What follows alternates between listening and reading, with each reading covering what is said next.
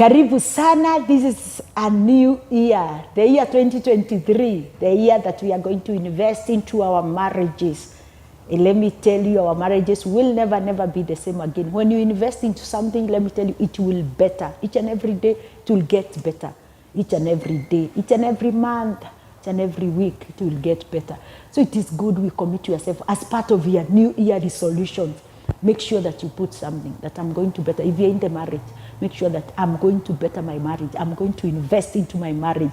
And let me tell you, your marriage will never be the same again. Sometimes I wonder why we do complain about challenges in our marriages, and yet we have not invested. Sasa, in your account, if you have not deposited anything, can you go demanding the bank to give you something? Ama unaenda tu withdraw. Una withdraw nini if you have not invested, if you have not put something into that account. So the same thing applies here. If you have not deposited anything into your marriage, if you have not invested, let me tell you, don't expect kutoa kitu mzuri. If you have not invested into your partner, into your wife, husband, children, unangojea kutoa nini hapo? We are complaining. What have you, before you complain, ask yourself, have I been depositing? What have I been depositing in my marriage? Let me tell you, this one will do you good. It will do you better. So, and today, this is Invest into Your Marriage with Joyce. Welcome, karibu sana. This is the year, and Happy New Year. So today, I wanted to talk about challenges. When challenges do come, I think I have released a video of why do we have challenges into our marriages. And today I wanted to talk about when those challenges do come, what are we supposed to do? How are we supposed to handle challenges in our marriages? And ninajua kuna watu wengi wako na challenges in their marriages. Yes, and we are going to talk about how are you supposed to handle. It's very common. Whichever challenge you have. Ikiwa mtu wako ako kwa mpango wa kando, tumetoka Christmas, tumetoka msimu wa sherehe, maybe uliwapata, maybe kuna issues financially, kuna ma issues huko. Let me tell you, this is the time you get to know how to handle that issue. Because this is a new year. Hutaki stress. You handle it without stress. And God will bless you. The first thing you are supposed to do, handling, in order to handle well challenges in your marriage, is involve God. This is praying over that situation. Pray over that situation. Uko kwa a certain situation, let me tell you, most of the time we do run. We are very quick to run to our friends, to run to our parents, to run to our pastors, and it is not evil. But let me tell you, this is the high time for you to go and seek the Lord. Involve God. Commit that issue unto God. Remember what the Bible says. Whatever is committed unto God, He will keep it to the end.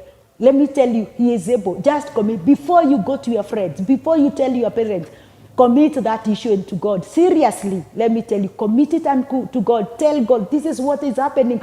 God, how am I supposed to do? How am I supposed to behave? Seriously, go. Hata kama utaenda for a retreat, utafast for a day. Let me tell you, useme lunch sikuli, ama the whole day sikuli, it depends with your grace. Let me tell you, involve God that situation. Just tell God, and let me tell you, with God, all things are possible. That is the first thing on how you are supposed to, you are supposed to handle your. Then the second thing is, you are supposed to work on yourself. Work on bettering yourself. How am I supposed to? Maybe nilisema one of the challenges, why do challenges come into our marriages? They just come to reveal who we are. So this, if kuna challenge imekuja na imekuonyesha you are very selfish, start working on yourself. If imekuonyesha that you cannot forgive, start working on yourself. Ikiwa challenge has come na umekuwa sasa wewe na matemper, anger. We have many killings today.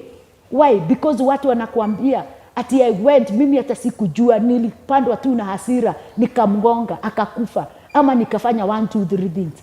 Na ikaleta sasa shida. Let me tell you, start working on yourself. Work on yourself. Just search, Google, research on how can I deal with my tempers. Take yourself to God. Take your heart unto God. It's only, let me tell you, God can work on our issues in our hearts. It is only God who can work on them. So take your heart unto God. Tell God, can you work on my issues? Have self-control. Tell God to give you self-control. There are some people who cannot tolerate anything.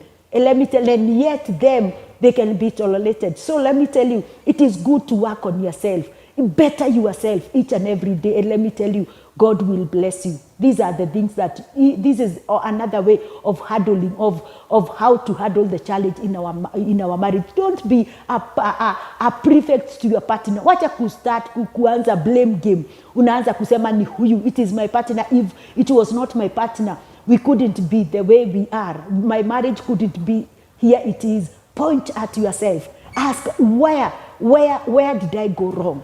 When you change yourself, your partner will automatically change. Change yourself first. And let me tell you, your partner will. And changing yourself is perfecting yourself, working on yourself. And God will bless you. The third one is, this is part of how you are supposed to handle with the challenges. In the challenge, be and do what you are commanded to do to your partner.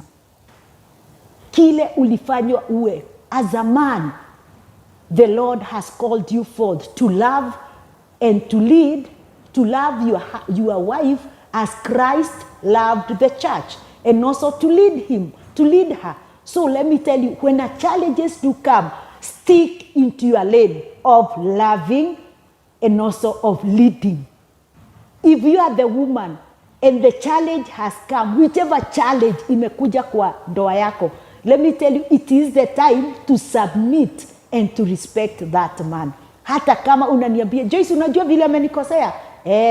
If you want God to come through into your marriage, stick into your lane, stick into your position. Be what you are called, what God commanded you to be in that marriage, into that partner, to that partner of yours. Let me tell you, I know wakati mwingine this one is hard. It is hard. And I do tell you, these are the things that I have practiced, and let me tell you, wakati mwingine unaona kama mimi nachukuliwa ujinga sana. But let me tell you, sio ujinga. Afterwards utaona, I've won this person back. I loved it that I behaved like that.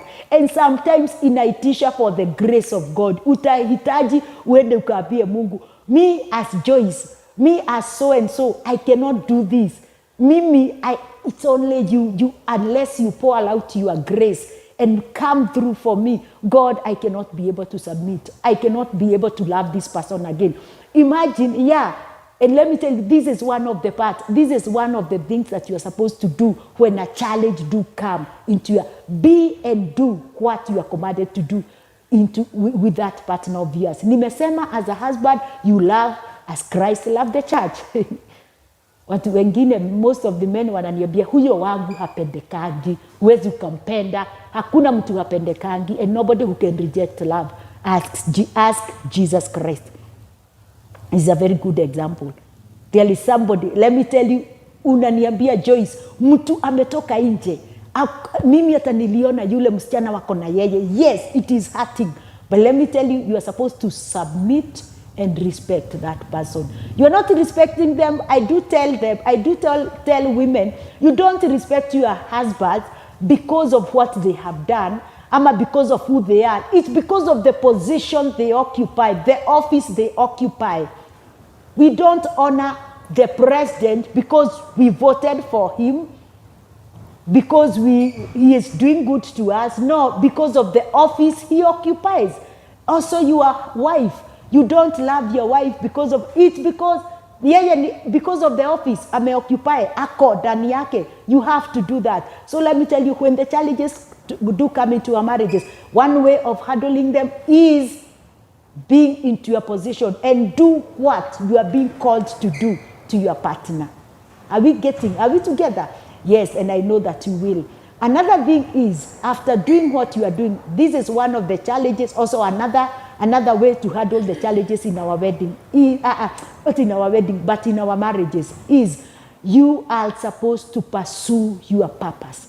Pursue your purpose. This is the time when a challenge do come into your marriage. This is time to perfect your focus. Perfect your focus. Focus kabisa. Clear your focus. Ujue, this is me.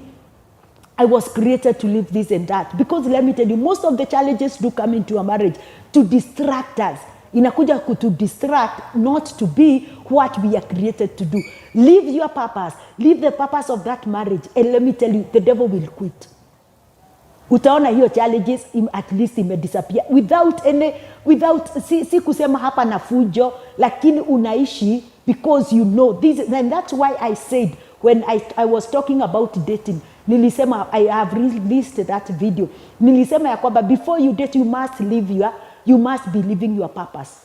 Let me tell you, this is the time when a challenge do come into your marriage. This is the time to perfect your purpose. Unaishi without apology, without any apology. You live your purpose, because most of the time these are the challenges in our marriages. They are distractors into our lives. So make sure that you live the purpose, your purpose, and also the purpose for that marriage, and God will bless you. Another thing is endure the bad pants. You endure the bad pants. I hope that if you have watched, when I was talking about where do challenges do come into our marriages, I said they come to take us into another level. And thing is, so kuna pain inakujanga when God wants to birth you into another level. When God wants to birth your marriage into another level. So let me tell you, it is good to endure those bad pants. Ni kama mama ako pale kwa labor pain, ako pale kwa stool, anapush mtoto ili afanye nini atoke. Hawezi akasema because kuna uchungu sana, I will not do what? I will not, mimi nime give up. Hata yeye anaweza kufa, hata mtoto akufe. This is the time to keep on pushing and enduring the pains in that as you are praying unto God. Let me tell you, this one calls for the grace of God, calls for patience, calls for perseverance. And let me tell you, if you go unto God, God will give you all this. God will give you the grace to be able to endure these bad parts. And let me tell you, you'll be able to push your marriage, your calling, into your partner into another level. Let me tell you, sometimes the challenges do call you for, you just stand firm and endure, and you say, confess positively, confess by faith, I know I will make it. But I'm not saying that you be killed into your marriage. Let me tell you, after doing all those things, let me tell you, your marriage will never be the same again, and you will not fear any challenge that will come.